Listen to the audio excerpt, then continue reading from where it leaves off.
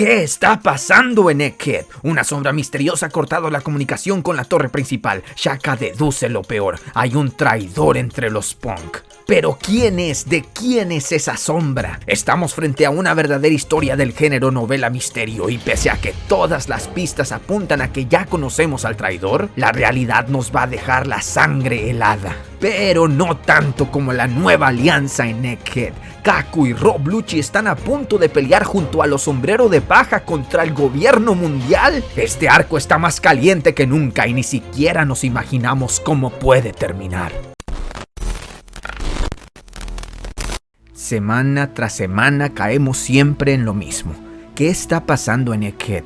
Oda con cada capítulo, con cada nuevo pedazo de información, en lugar de resolver el misterio nos planta aún más dudas. La sombra que cortó la señal del Dendenmushi nos deja con la boca abierta porque de acuerdo con la silueta y con la información que tenemos de capítulos anteriores, esta sombra tiene que ser la del viejo del Gorosei, Seijei García Saturno. Eso es lo que nos dicen nuestros ojos, pero la lógica rápido nos contradice. A ver, si es Saturno tendría sentido porque su buque del gobierno ya estaba cerca de Egghead. Además, él es el único que tiene control sobre los serafines por encima de los Punk, lo que explicaría por qué no están obedeciendo órdenes. Pero, si esta sombra resulta ser Saturno, la pregunta es ¿cómo se metió al domo con el sistema de seguridad activado? ¿Por qué un miembro del Gorosei haría el trabajo físico de apagar las cámaras de los Dendenmushi cuando tiene a un almirante a su disposición para hacer el trabajo sucio? Es difícil de creer que la primera vez que vamos a ver en acción a Saturno sea por debajo de la mesa como esta sombra misteriosa. Claro que existe la posibilidad de que precisamente haya sido Kizaru quien con sus poderes de luz transportó a Saturno dentro del domo aplicando los poderes de su fruta del diablo también en el viejo,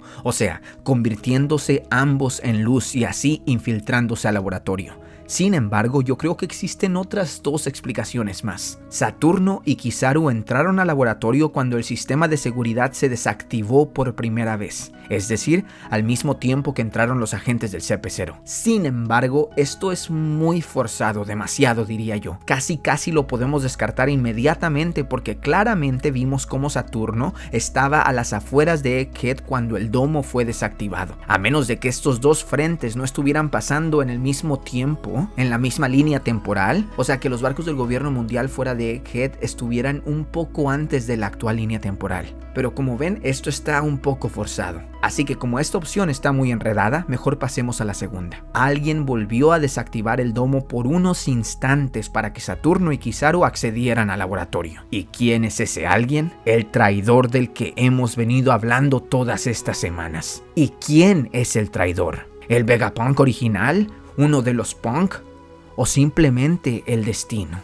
A ver, es que todo este análisis se basa en la hipótesis de que la sombra misteriosa que apagó las cámaras sea Saturno. Es que sí se parece mucho, pero hay que ser cuidadosos. Esto podría ser una pista falsa. Esa sombra podría ser la sombra de alguien más. Por ejemplo, la del Serafín Jinbe, quien es el único que no vimos durante todo el capítulo. Recordemos, Serafín Boa atacó al grupo de Franky, Usopp, Lilith, York y Pitágoras. Los serafines Oso y Halcón atacaron al grupo de Luffy, Zoro, Shaka y Rob Lucci con Kaku.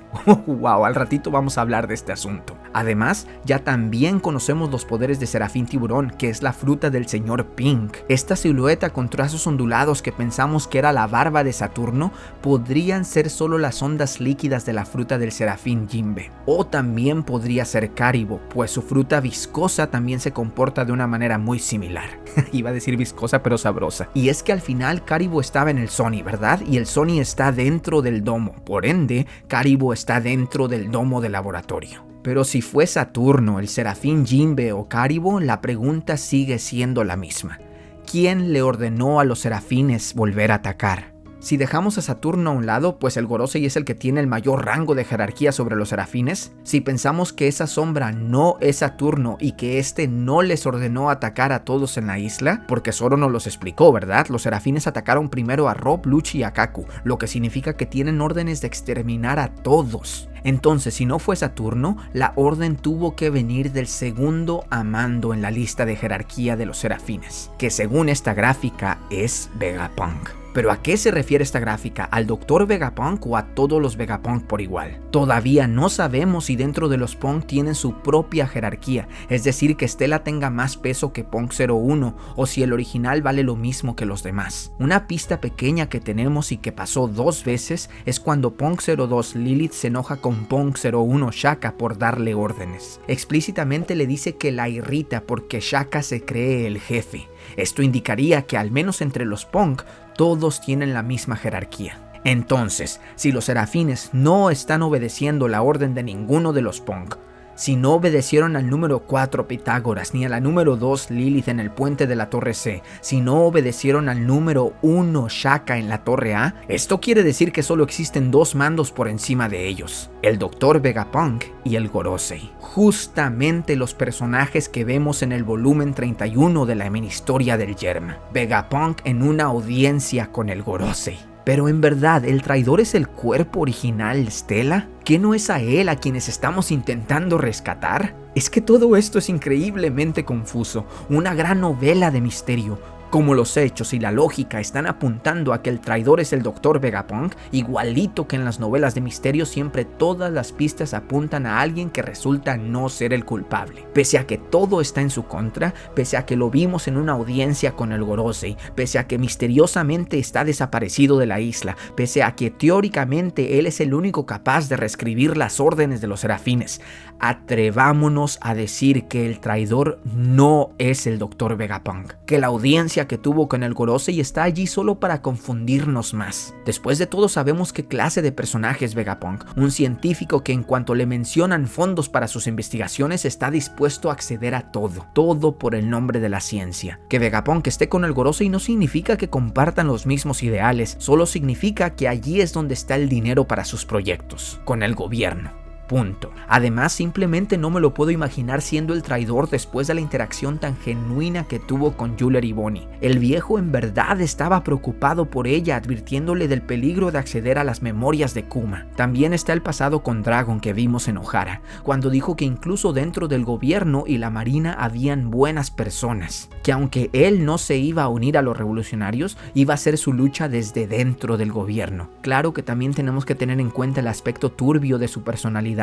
Para él son más importantes los avances científicos que la moral. Por ejemplo, la experimentación con los Lunarian, con prisioneros de Impel Down, la creación de armas de destrucción masiva, o la vez que le estaba explicando a Jinbe cómo funciona Pun Records, que sueña con toda la humanidad compartiendo una misma mente, y Jinbe le preguntó que si acaso eso no traería problemas de ideología y por ende una guerra. A lo que Vegapunk le contestó que es cierto, pero que la ciencia nunca avanzaría si se preocupara por detalles como ese. Esa es la clase de científico que es Vegapunk. Es cierto que este viejo no es ningún ejemplo de un humano ejemplar, pero ¿quién lo es? Esto es One Piece. Aquí no existe el bien total ni la maldad pura. Aquí hay colores.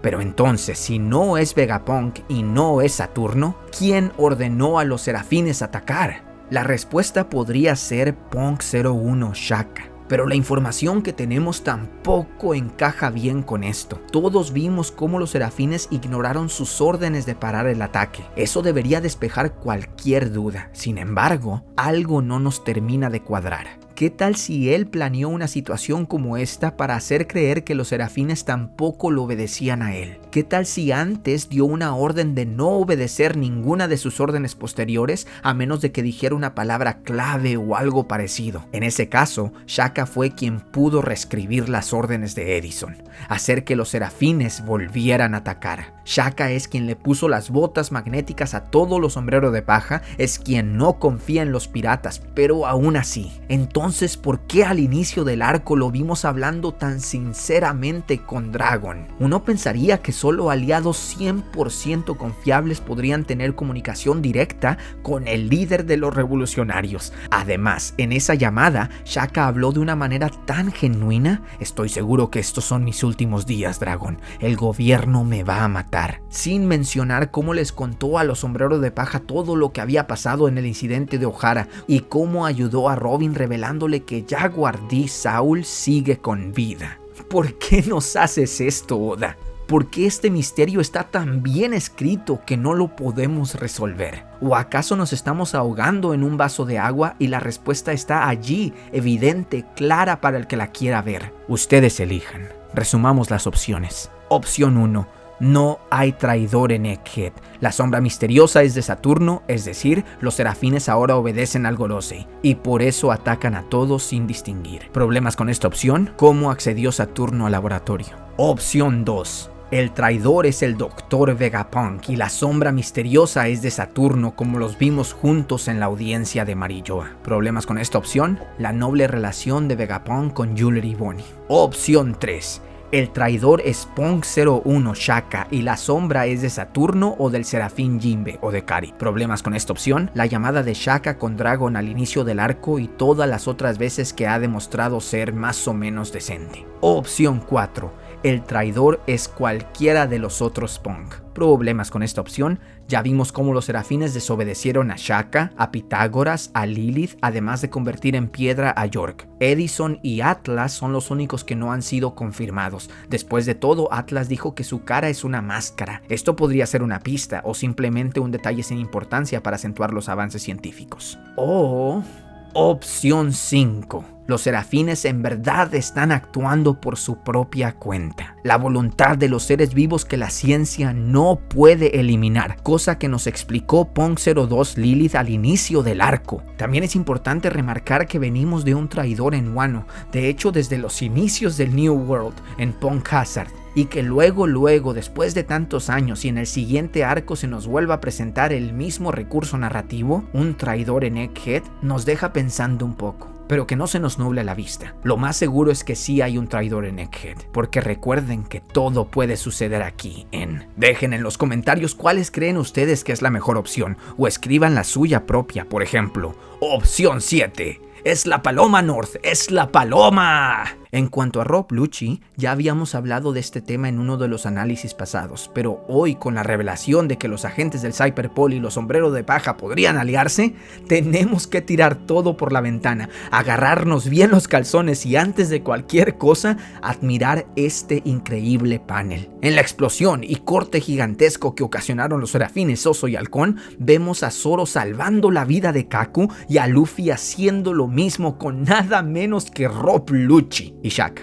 Rob Lucci y Shaka. ¡Qué maravilla! Aquí es donde Shaka suelta lo que podría ser la pista más grande de todo el capítulo. Si los serafines no están siguiendo mis órdenes, entonces eso quiere decir que están actuando bajo el comando de otro Vegapunk. El corte de toda comunicación, la reactivación del domo, todo esto apunta a que hay un elaborado plan de alguien que está tratando de asesinarnos. Este pequeño discurso es la clave. Si ya sabíamos que Shaka estaba enterado que el gobierno tenía planeado asesinarlos, si ya se lo había dicho a Dragon, si ya se lo había dicho a los sombreros de paja, entonces ¿para qué y por qué razón decidió volverlo a repetir? Y es que a los que vemos reaccionar a estas palabras son a Kaku y a Rob Lucci. De hecho, Rob Lucci se pregunta sorprendido que si en verdad alguien los quiere muertos. Las palabras de Shaka, mal o bien intencionadas, es que no sabemos si es él o no el traidor. No sabemos si lo que intentó fue confundir a todos de que el traidor está en efecto entre los Vegapunk, haciendo menos obvio que se trata de él mismo. Pero como sea,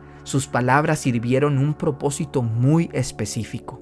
Kaku alza la mirada y le sugiere a Roronoa Zoro que dejen sus diferencias a un lado. Rob Lucci continúa con Luffy preguntándole que si quieren formar una alianza, que ambos serían mucho más útiles si no estuviesen encadenados. Y así es como termina el capítulo, con las caras de disgusto de Luffy y Zoro. Pero en el fondo, la que todos queremos ver es la cara de Rob Lucci diciendo: ¡Quiero vivir!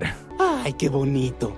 A ver, pero en serio, ¿en verdad podemos esperar ver esta alianza? Tenemos un antecedente. Durante la invasión a Impel Down, Crocodile pidió lo mismo. Luffy de lleno le recordó todo el mal que había hecho a Vivi y a su país. Parecía que no lo iba a aceptar, pero luego, gracias a Ivankov y al pequeño secreto de Crocodile, terminaron aceptando reclutarlo para escapar todos juntos. Pero quién sabe, igual y si Ivankov no se hubiese metido, Luffy aún lo hubiese aceptado. Ya sabemos cómo es Luffy, que no se fija en las cosas del pasado, que no guarda rencores. Él y Zoro acaban de salvar la vida de sus antiguos enemigos. Es que esos son los sombreros de paja. Así que es muy probable que esta alianza sí se termine dando. Aunque hay algo que nos debería de preocupar. Si el traidor es Shaka y se aventó todo su discurso frente a Luffy y Zoro para que Rob, Lucci y Kaku pudiesen reaccionar dispuestos a pelear por sus vidas para que les quitaran las esposas, entonces todo este plan había servido para acorralar a los dos sombreros de paja más fuertes. Esto ya suena muy paranoico, pero hey,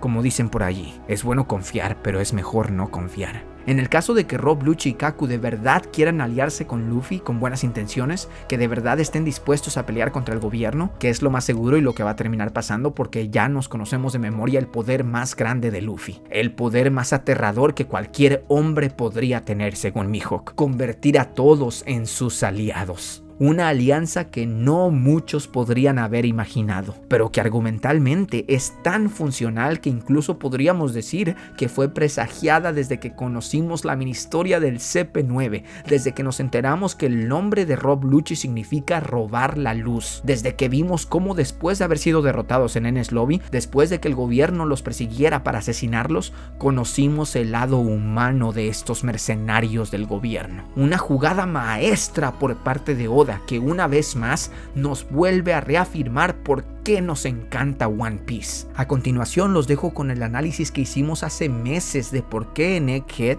íbamos a ver a Rob Lucci aliarse con los sombreros de paja, por qué el tema de Nika, el guerrero de la liberación, y el tema de Rob Lucci, robar la luz, están íntimamente relacionados. Comenzamos. Para entender más a Rob Lucci, un personaje a quien no le importa el poder, el rango, la autoridad, un hombre el cual su única agenda es matar, hay que recordar su flashback, pues este establece todo lo que debemos conocer de él. Se nos explica que en su juventud lo mandaron a una misión, 500 personas como rehenes de piratas. ¿La manera más fácil de acabar con el problema?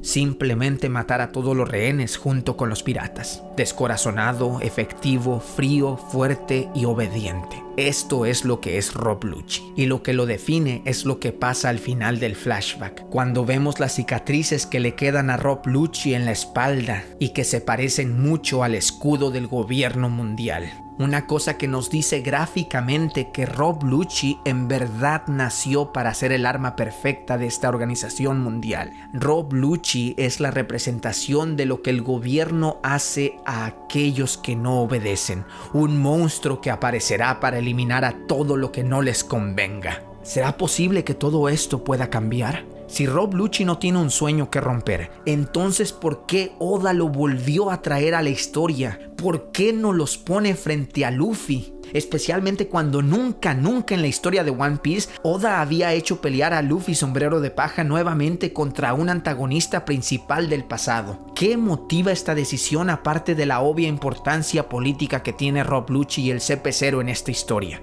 Si no hay un sueño que quebrantar, si no hay una voluntad que discutir, ¿por qué Rob Lucci? ¿Por qué ahora cuando justamente estamos hablando de Nika, el guerrero de la liberación? ¿Por qué hacerlo pelear contra un personaje cuyo nombre significa, otra vez lo repito como perico, robar la luz? ¿Quién sabe? A lo mejor voy a sonar muy soñador, pero hey, todo lo que podamos imaginar es posible, ¿verdad? Y si nos salimos un poquito de la tangente y descartamos que Rob Lucci sea el villano que va a robar la luz, pero en su lugar pensamos que fue a él, que fue a este niño huérfano a quien el gobierno mundial le robó la luz, esto sería espectacular. Hay material canon para apoyar esta idea. Conocemos la mini historia del CP9 en donde al final vimos una flor ser plantada en la isla donde crecieron Rob Lucci y los otros agentes del CP9. Ya Oda nos dio una pista en el flashback de Big Mom, mostrándonos cómo Madre Carmel traficaba con niños huérfanos desafortunados. En la mini historia del CP9 vimos cómo la marina no titubeó ni un segundo para atacar su propia isla en donde educan a los futuros agentes del Cyberpol, una isla llena de niños huérfanos básicamente privados de su libertad. Es que miren de lo que estamos hablando. Se nos ha confirmado una y otra vez que los agentes del Cyberpol alguna vez fueron niños huérfanos, niños que sin ningún futuro fueron acaparados por el gobierno para lavarles robarles el cerebro y convertirlos en simples peones de su oscura justicia. Mercenarios que en realidad no son otra cosa sino esclavos. Y que Oda haya decidido mostrarnos en Egghead junto a Luffy, el guerrero de la liberación, el dios del sol Nika, a Rob Lucci, no es ninguna coincidencia. Estamos a punto de ver el verdadero poder del dios del sol Nika. Luffy podría liberar a Rob Lucci de lo que le hizo el gobierno mundial. Nika, quien es capaz de hacer reír a cualquiera, podría liberar a Rob Lucci en uno de los mayores plot twist o giros argumentales de todo One Piece. Y es que piénsenlo, qué mejor manera de demostrar el poder del guerrero de la liberación que precisamente liberando esclavos. Y claro, no significa que no vayamos a ver a Luffy liberando a los esclavos en Marilloa y a los Gyojin de los siglos de discriminación y racismo que han sufrido. Yo solo digo que podríamos estar más cerca de lo que creemos de ver los poderes de Nika, aquí mismo, en el cierre del arco de Egghead. Después de todo, recuerden lo que dijo Mihawk en la guerra de Marineford refiriéndose a Luffy. Ese hombre tiene el poder más aterrador de todos los mares. El poder de convertir a todo el mundo en sus aliados. Si quieres ver más videos impresionantes, pícale a este video del Gorosei o a las mini historias narradas de One Piece. Todo con medida. Allí donde la luz no alumbra, tal vez la sombra lo haga. Roberto Juarros.